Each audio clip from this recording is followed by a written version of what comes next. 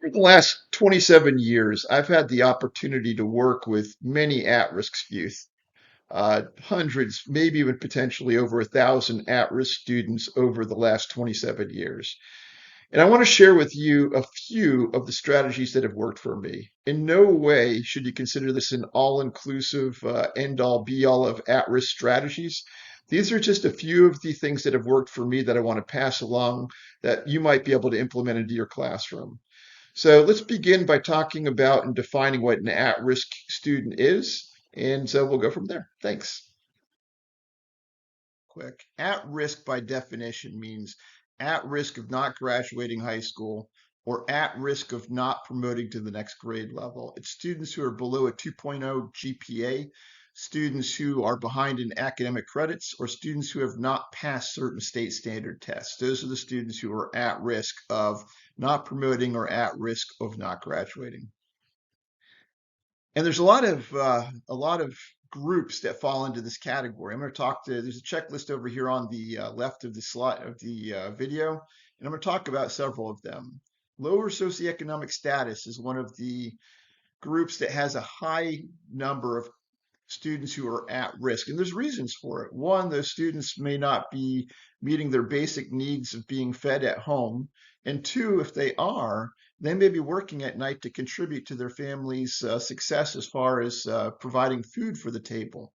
So those students may be spending the time that they should be studying, providing food and providing support for their family. And that one is a tricky one to deal with. That's why there's such a high number of lower socioeconomic status students who struggle. ESOL, of course, if you can't communicate with your teacher and your classmates, and there's a language barrier, you're at risk of falling behind or struggling. Specific learning disabilities can always get in the way of 2.0 GPAs and having enough credits to graduate. Child abuse. You can have all the money in the world and have all the resources in the world. And if you have distractions like child abuse or bullying going on, that's going to definitely permeate your ability to learn and retain. If you're worried about getting beat up or hit, that's going to take precedence over whether you're going to study your biology or math for the night. So in those situations, definitely consult with a guidance counselor, follow the state rules as far as reporting, and do your best with it.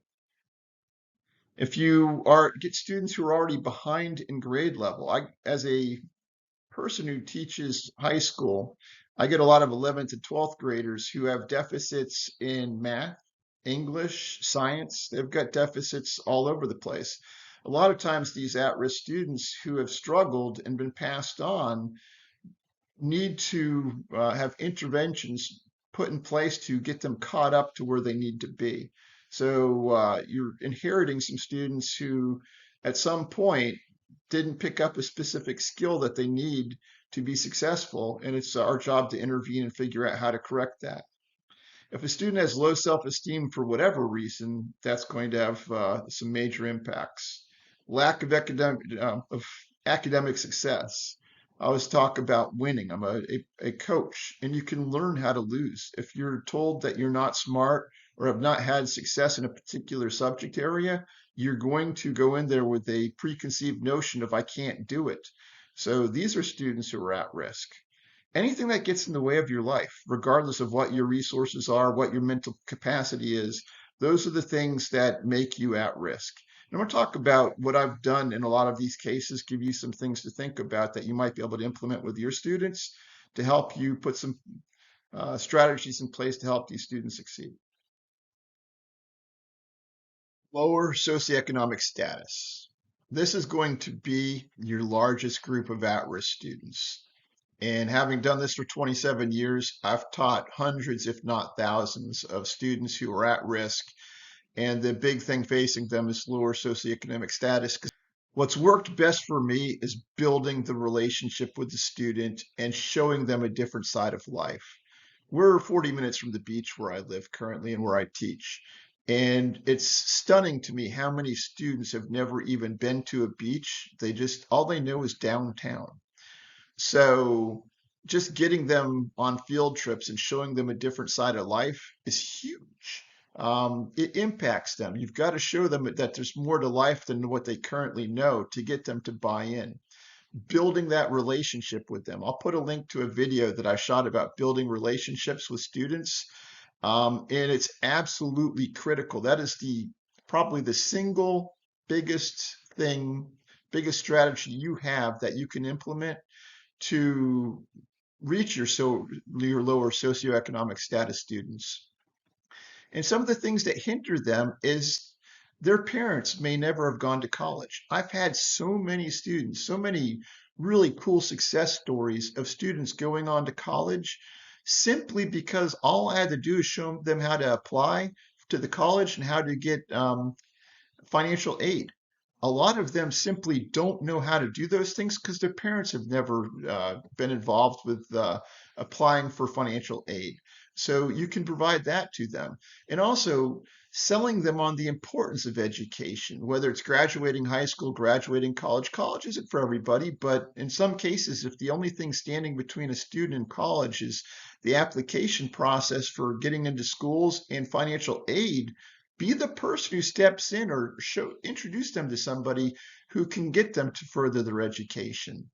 I understand a lot of students think, okay, I'm going to get my degree and I'm going to start work immediately afterwards, and it makes sense for some of them.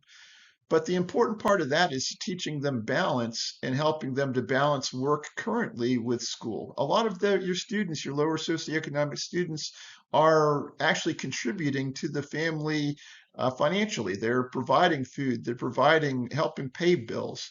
So it's important to understand that they have that headwind as far as having success in education.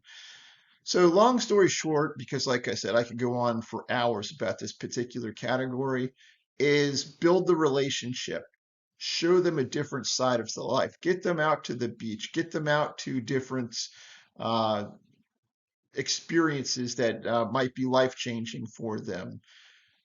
Bring people in to talk about college. Introduce them to people who can help them apply for apply for financial aid, apply to the colleges, and help overcome that gap. And also explain to them the importance of having a degree. A lot of times when my students are talking about, I'm just going to start work right now because I'll make more than somebody who graduates college directly at 22. And I explain to them that if they want to be promoted, a lot of times if you want to be promoted in larger companies, you're going to have the degree. So talk to them about that a little bit. But that comes from having the relationship. You have to have the relationship with them before you can get into in-depth discussions with them about the importance of education. Two things. First of all, I'm going to go back to the original slide or the slide I just showed you, which is this. If you have a student who's struggling because of socioeconomic status and their basic needs of being fed are not being met, make sure that you encourage them to apply for free and reduced lunch. Uh, I think they do a great job of that at the elementary school level. At the high school level, you have a number of students who, for whatever reason, don't want to because they're embarrassed or whatever reason. But if they have an opportunity to get those basic needs of getting food met, encourage them to apply. Second thing I would say is this, ESOL. I'm not going to talk a lot about it because fortunately we have a number of resources when it comes to ESOL. I know in our state you're required to take X number of hours of ESOL strategies. So there are multiple strategies out there. Plus, I'm sure there's a lot of videos that do a great job with ESOL. And a lot of schools have an ESOL expert on campus so that you can come up with strategies. But a couple of things that have worked for me are one, especially with Spanish speakers, if somebody is ESOL Spanish, usually I have, because in my classes I'll have multiple Spanish speakers in there, and I can usually have a student I partner them up with who's able to translate for me, and you also get some support there with their classmate and a friendship built. So that's pretty cool. I always enjoy that. And the second thing is you can use Google Translates. We had a student who actually spoke French, and we didn't have anyone who spoke French in the class. So what we did is we had a couple of my top students partner with that person who spoke French, and they used Google Translate, which was great in two fronts. One, you had a friendship built, and two, that student had several people that she could reach out to translate for her using Google's translates.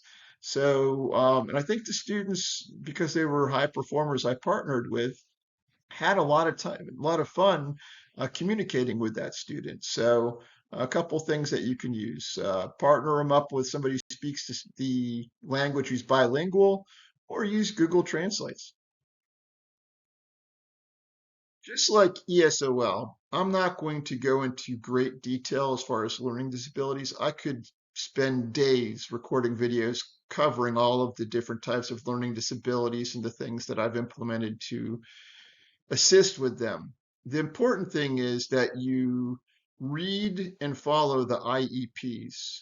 You should have tremendous resources already on campus to support you with learning disabilities. You've got teachers whose sole focus is to put together IEPs, make sure you contribute to them, read them, and follow them.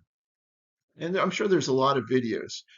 Typically, what has worked best for me as far as learning disabilities is approaching it from a macro level, understanding everybody's got some sort of learning disability.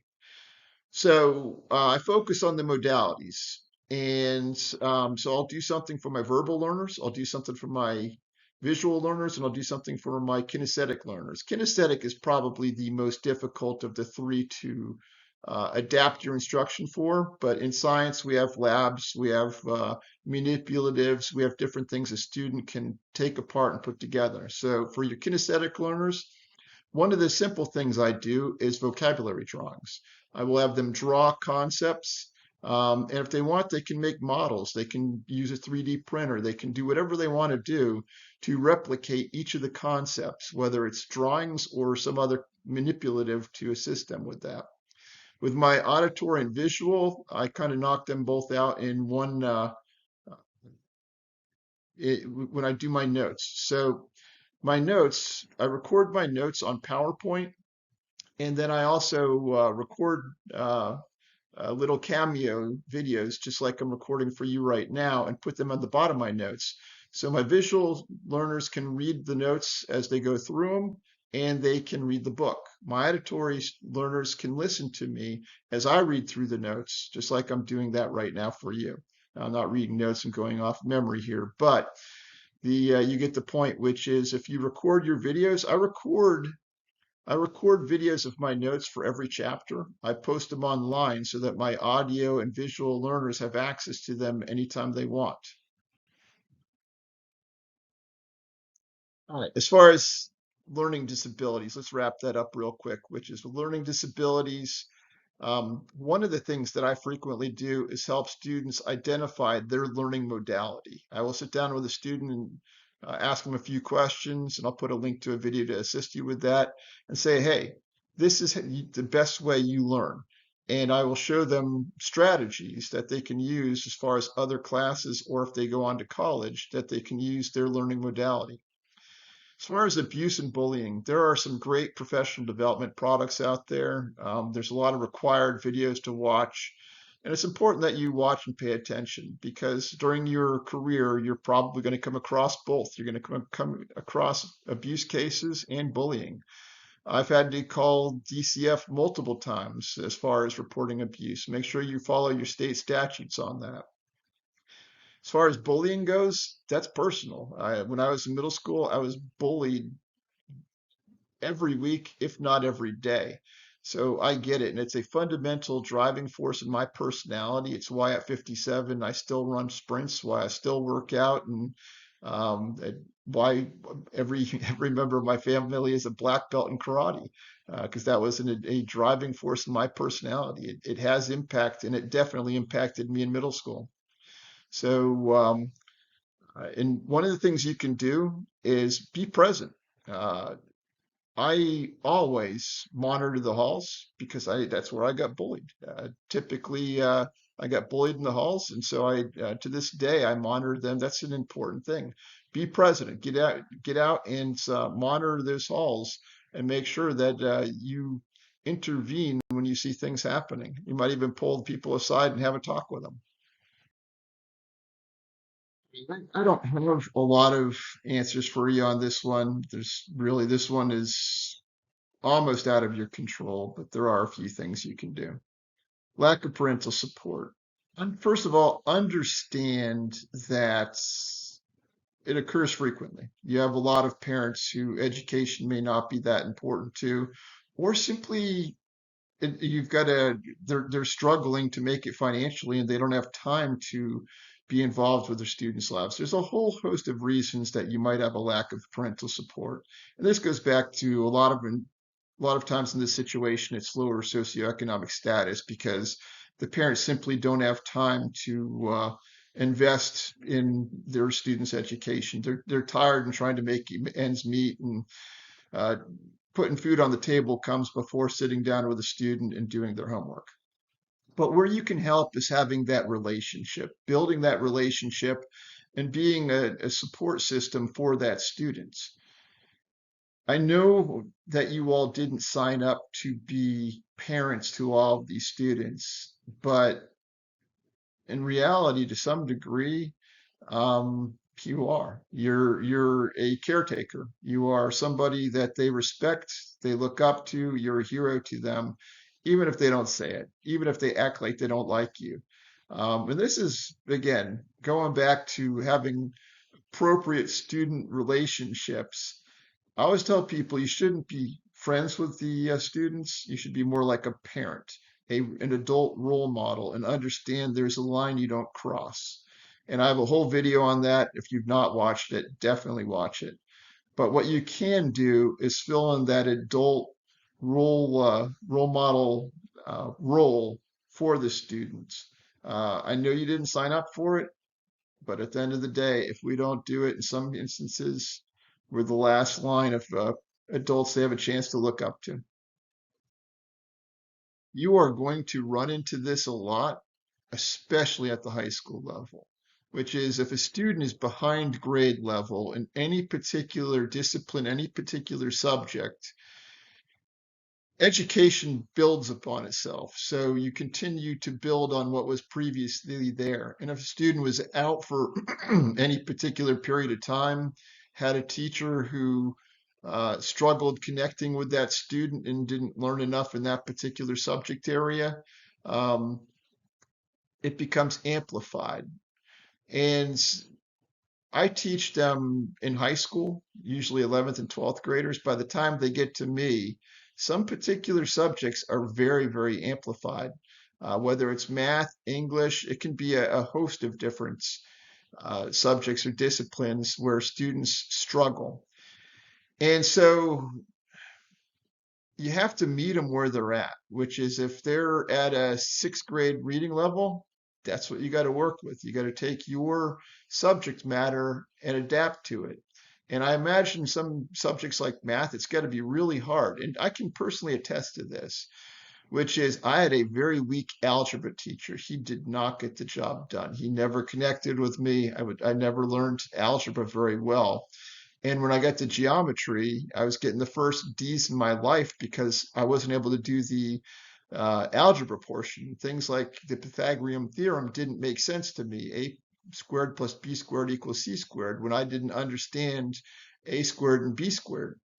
So fortunately, my parents hired a tutor and they got me caught up with where I needed to be with algebra, where I went on and became very successful at it. And I think I got the second highest grade in the school on my final exam. We went from a D student to an A student. But that's because, again, in the chain of education, my ninth grade algebra teacher did not get the job done. And so if you have anyone who drops the ball anywhere in the process, the issue becomes amplified and you have to go back and reteach that. I know in my college level environmental classes, I've gone back and talked to students about how to create a decimal as far as figuring out how decimals work in math. The other day I was teaching students how to use indexes in books because these kids have not used many books and never used an index. So there's a whole host of things where you need to go back and reteach things that they may not know. I worked with just a fabulous, outstanding physics teacher early in my career, and he was struggling with his students knew no math. They were struggling. They knew math, but they weren't very proficient with it. And he basically told me, he goes, Kris, I'm going to go back and reteach these kids algebra. So you have to meet them where they're at, especially these at-risk students. You may have to go back and reteach them things. Don't get frustrated with them because it's not their fault frequently if they're particularly weak in a particular subject. They may have had a teacher they did not connect with or who did not make the appropriate adjustments to instruction to connect with their learning modality. So the main thing is understand they have that deficit, go back and correct it either through tutoring or teaching the whole class. In my case, I go back and teach the entire class uh, particular subjects. If somebody's weak in something, I'll assume there's multiple people weak in that subject, and I'll go back and reteach the whole thing. This one's pretty deep and pretty complex, and you're not going to be able to solve it for a lot of people. But what you can do is not be part of the problem and potentially be part of the solution, which is low self-esteem. There's a whole host of reasons people have low self-esteem, but never belittle kids, never belittle students, and celebrate the wins when they have a win. You may be the person or the subject matter that turns a person's life around. And I've had the experience, I'm not going to go into great detail, but I've had some huge wins in this regard where I know as a fact I've changed students' lives by um, A, helping them be successful in my subject, and B, helping them build relationships with students inside the classroom. And you can do that. You can supervise and make sure that you put students in the right groups, that you supervise those things and make sure if you have somebody with low self-esteem, maybe pair them up with somebody who's very confident and very open to having new friends. Those are things that help. I can tell you, having been bullied in middle school, probably in middle school and early in my high school career, I had low self-esteem, so I get it. So, fortunately, I got it turned around. I had a very loving family. Not everybody has that support system. And more importantly, I started to have some wins. And when I talk about wins, I'm not talking about winning tennis matches, although that helps. I'm talking about having success academically and figuring out who you are. So be part of the solution. Celebrate the wins. Help the students be successful with all the things we talked about previously. And you can get to these deeper issues like low self-esteem. And if you do this for any amount of time, you will change some lives. You will be a hero, and the impact you'll have on students is immeasurable. Be the solution, not the problem. Anybody who belittles students or does anything to hurt them really should be out of this profession. And be one of the people who changes lives and be a hero. You're going to experience this at some point. You're going to, especially at the high school level and middle school level, you're going to run into students. You're going to meet students and have students in your class who have struggled academically. They've not had success. Now, that could be a whole host of issues. We've talked about all of the things that can play into that. It could be that their teachers have been teaching visually and auditorily, and they're a kinesthetic learner. I run into that frequently. It could be somewhere along the way they were out of school for a couple of weeks and never got caught up on a particular skill set that they needed. It could be that they have other issues going on at home. But at some point, you're going to run into students who have had lack of academic success. And in my experience, especially at the high school level, when you run into them, there's some students at that point, when you get to the high school level, there's two things students do if they've been academically struggling. They either shut down and avoid the situation, or they act out and become somewhat aggressive out of frustration. In both cases, the key to this is to, one, meet them where they're at. Had a student the other day who asked me, Mr. Cole, what is a bird of prey? Well, that gives me some indication that this where the student is and what I need to go back and reteach that they didn't get in biology or life science or some science along the way. Um, Same thing with when I had students trying to figure out how to correctly move a decimal place. And so somewhere along the way, they had a math teacher or multiple math teachers who never addressed this with them or readdressed it with them. And so you have to go back to where they're at and meet them there. And the other thing is set them up for success.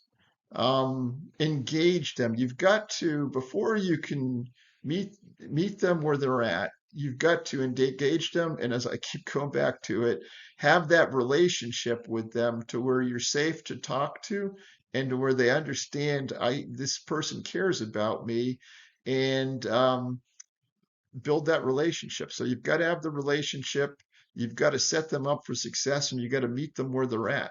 So with the student who asked me about decimals, actually it was multiple students who did not know how to correctly format a decimal. I had to go back and reteach that of moving the decimal certain places.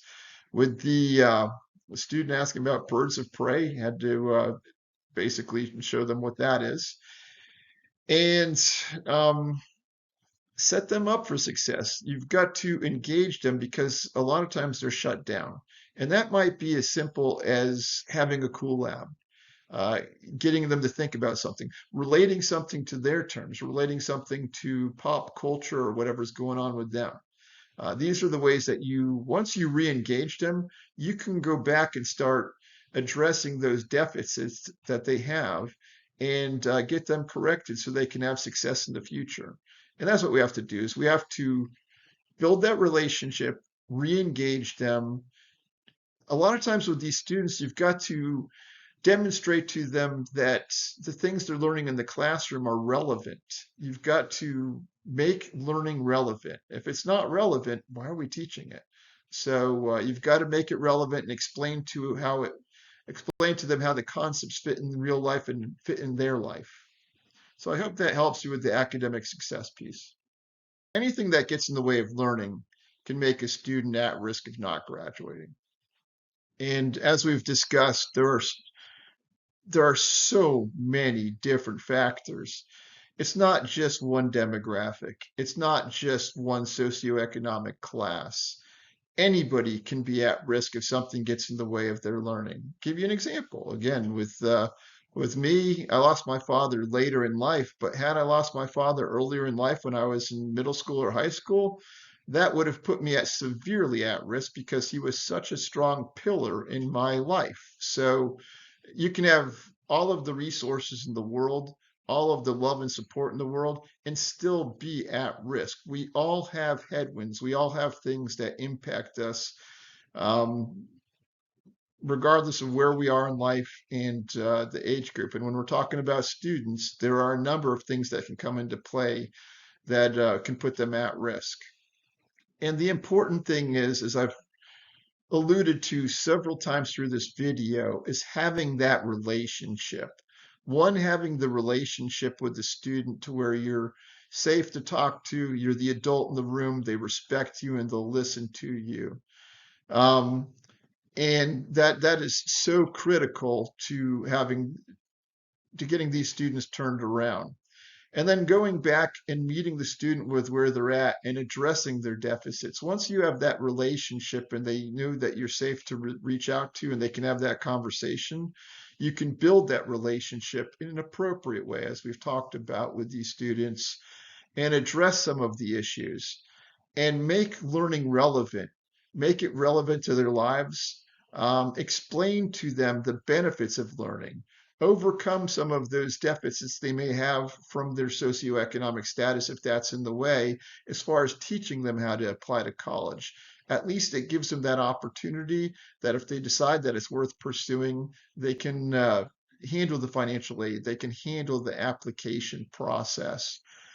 And so it's so important that we address all of these things that go into um, making students at risk of not having a 2.0, not having their credits, not passing their tests, and getting the buy-in. You've got to get the buy-in, show them a different side of life, show them that there's more out there than whatever their current situation is, and see if you can't get them to buy into a track in life. Obviously, not every student's going to know what they want to do in the future when they're in 6th grade or 5th grade, but you can at least introduce them to opportunities and show them a different world, show them the things that are out there besides the status quo of what they know. You've got to get the buy-in. So I hope this video has been useful. If you've picked up anything out of the video, please hit the like button. Maybe think about just subscribing. But most importantly, have a great school year and keep being heroes. You guys are the most important thing in these students' lives, especially our at-risk youth. You may be the only adult they connect with. And because of that, you're going to be heroes and change lives. Thank you for what you do. You guys are heroes. See you soon.